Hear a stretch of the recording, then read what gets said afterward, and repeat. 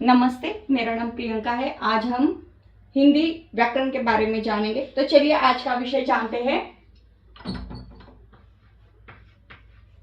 विषय हिंदी। आज का व्याकरण का भाग होगा विशेषण के भेद। विशेषण के भेद, कुल मिलाके विशेषण के कितने भेद होते हैं? विशेषण के 4 भेद होते हैं। तो विशेषण तो हमें बड़े ही आसानी से पता है कि संज्ञा या सर्वनाम के विशेषता बताने वाले शब्द को हम विशेषण कहते हैं। जैसे कि अगर आम है, यह एक आम है, आम तो है, पर हमें अगर उसकी विशेषता बतानी है तो हमें उसके बारे में कुछ बताना होगा कि वो मीठा है, खट्टा है, हरा है, पीला है, हर चीज के बारे में उसके बतानी ही होगी।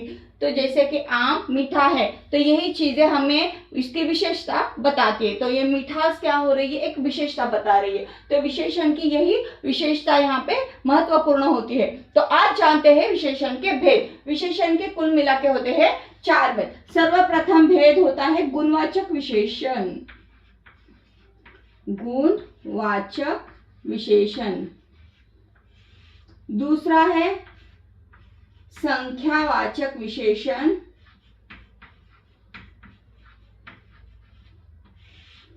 तीसरा है परिणामवाचक विशेषण।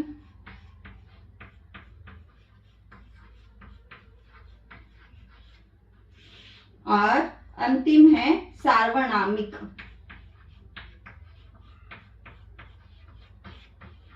विशेषण। तो सर्वप्रथम हम जानते हैं गुणवाचक विशेषण। गुणवाचक विशेषण क्या होता है? एक का गुण दोष, हम जैसे कि किसी के बारे में बताते हैं तो वो होता है गुण। गुणवाचक विशेषण में क्या होगा कि अगर हम किसी की गुण बता रहे, अच्छाई बता रहे, जैसे कि हम अगर महात्मा गांधी जी के बारे में बताएंगे तो महात्मा गांधी जी एक सज्जन व्यक्ति है या सज्जन व्यक्ति थे। तो अगर हमने महात्मा गांधी जी के बारे में एक सज्जनता बता रहे तो सज्जन ये क्या हुआ? विशेषण।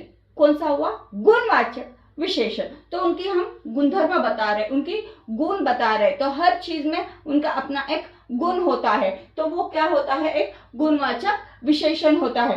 वैसे ही आम, आम खट्टा है, तो आम की मतलब क्या विशेषता है? कि वो खट्टा है, तो वो उसका अपना गुणधर्म है, वो उसका अपना गुण है, तो वो क्या हुआ? गुणवाचक विशेषण। तो ये गुण होता है, मतलब उनकी इंपॉर्टेंस बता रहे। तो ये बहुत ही आसान है। तो हम यहाँ पे लिखेंगे सज्जनता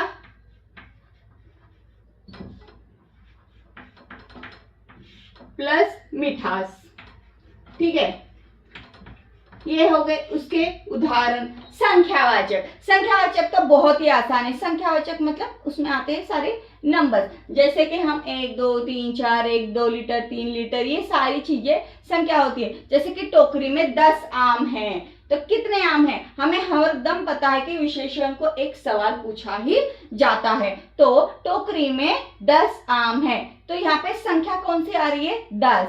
तो क्या हो रहा है? ये संख्यावाचक। उसी के साथ हम लोग इतना भी कह सकते हैं कि यहाँ पे तेल है, पर 3 लीटर तेल है, तो यहाँ पे संख्या क्या हो रही? 3 लीटर। जैसे कि 3 लीटर, 3 किलो या 3 4 5, ये सारी संख्याएं क्या होती है? एक संख्यावाचक आते हैं। तो यहाँ पे सारे नंबर्स आ जाते हैं, मतलब कि 1 2 3, ये सारी ही संख्या यहाँ पे आ जाती है, जिसका हमें क्वांटिटी परफेक्टली पता होता है। तो ये तो बहुत ही आसान है। परिणाम वाचक, परिणाम मतलब परिणाम, अंदाजा, अंदाजा से बताने वाली चीजें। तो हम लोग कहते हैं अरे बचा हुआ है, कुछ है वो ले जाओ। जैसे कि हम सब्जी वाले के पास जाते हैं, जब भी सब्जी वाले की सारी सब्जियां खत्म होती है तो लास्ट में वो कहता है अरे थोड़ा बहुत है, आधा किलो के बराबर होगा, ले लो।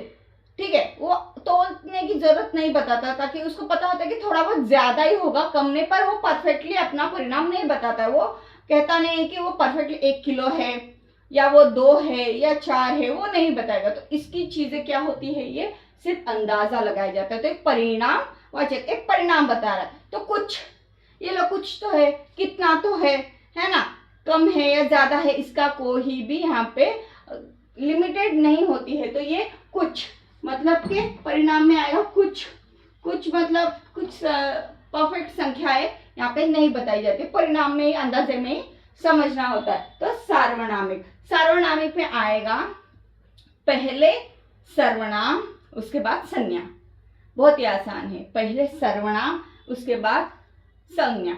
तो यहाँ पे आता है यह पुस्तक है, तो यहाँ पे क्या हो रहा है, पहले सर्वनाम आ रहा है उसके बाद संज्ञा आ रही है। तो यह पुस्तक है, वे लोग हैं। तो इसी तरह से हमें पहले वहां पे सर्वनाम आएगा उसके बाद संज्ञा आएगी। तो ये होता है सार्वनामिक। तो यहाँ पे एक उदाहरण के तौर पर लेते हैं, यह पुस्तक, ठीक है। ऐसे ही बहुत सारे उदाहरण होते हैं। तो ऐसे ही चलते रहते हैं, विशेषण के ये 4 भेद पूर्ण होते हैं। तो फिर से देखते हैं विशेषण के भेद। भेद होते हैं 4, 1, 2, 3, 4। पहला है गुणवाचक, किसी की भी गुणता बताने वाले, गुणधर्म बताने वाले। संख्यावाचक, जो कि नंबर से ही जाना जाता है। परिणामवाचक, जो कि अंदाजे पे समझा जाता है। और सर्वात लास्ट के सार्वनामिक। सार्वनामिक होता है पहले सर्वनाम आएगा उसके बाद संज्ञा आएगी। तो इसी से हमारा आज का विशेषण पूर्ण होता है और सरल और साधारण विशेषण है। धन्यवाद।